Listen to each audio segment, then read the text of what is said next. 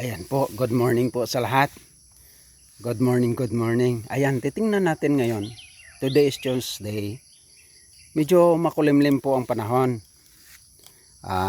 Liban pa doon. Medyo nakaka-excite kasi mayroon na naman akong ipapakilala sa inyo. Samahan nyo ako. Itong i-introduce ko sa inyo ay isang puno ng mangga. Ang puno na ito ay nakuha ko pa ito sa University of the Philippines, Los Baños, UP Los Baños. Siya po yung pinaka maasim na mangga sa buong mundo. Yan. Ayan, yan ang puno na yan. Pino siya, maliliit ang kanyang dahon. 2 years old na po yan, baka next year magbubunga yan. Nakukuha ko yan sa aking bus na Doctor of Agriculture at consultant ng 38 Nation, nagko-connect sa agriculture. Siya yung chairman ng Farmers Community Development Foundation dito sa Pilipinas at sa buong mundo. Ayan. Kasabay doon, ang bunga niyan, kung titingnan ninyo, ang bunga niyan, yan yung bunga niya. Maliliit lang po. Parang kasing laki lang ng pinakamalaking bunga ng kalamansi. Pero pag siya inilagay mo sa sinigang, sapat na yung isa. Di gaya ng mga malalaking mangga na kung kailangan mo ng medyo maasim pa, dadagdagan mo pa yun, kukulangin yung malaki na yun. Sa kanya sapat na yung isa. Mas maasim pa siya kaysa sa tamarin pag ilagay mo sa sinigang. Yan po yung kanyang kategorya. At lagi nating tandaan, ako nag-i-introduce ako sa inyo. Not for ang sa akin kasi, this is my collection in agricultural passion. Nagpassion ako sa agriculture.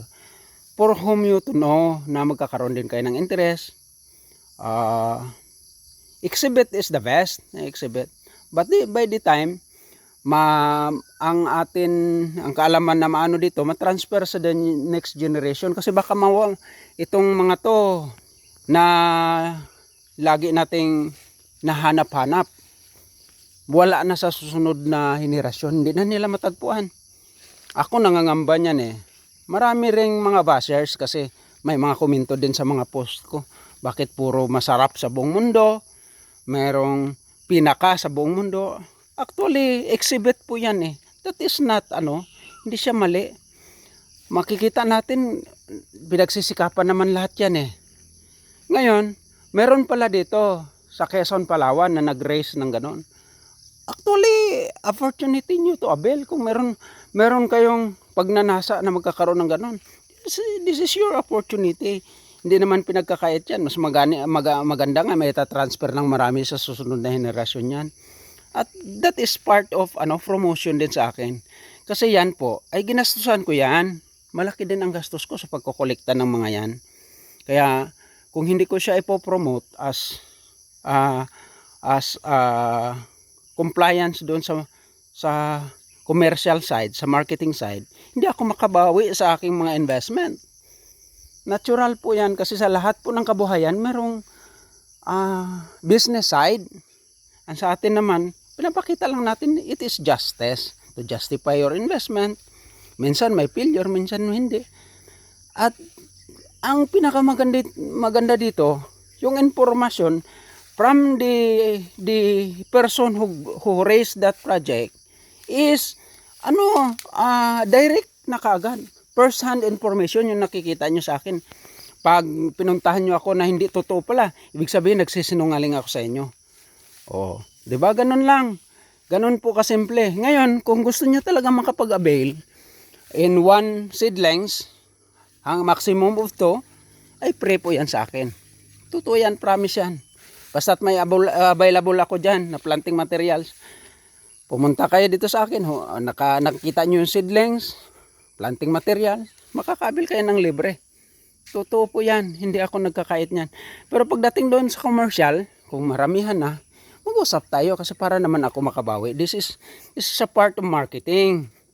So, justified naman. At ang aking passion in life, gusto kong tumulong, hindi lang ako ang magkakaroon. Sana maliban doon sa mga may kakayanan ng bumili sa entire life nila, maliban doon sa mga taong ganun, tayo na maliliit magnasa din tayo na magkaroon tayo ng ganon. Why? The objective is fruit is a healthy lifestyle. Healthy food po yan. Kahit gaano kakayaman, kung wala kang mabibiling prutas, wala kang magagawa.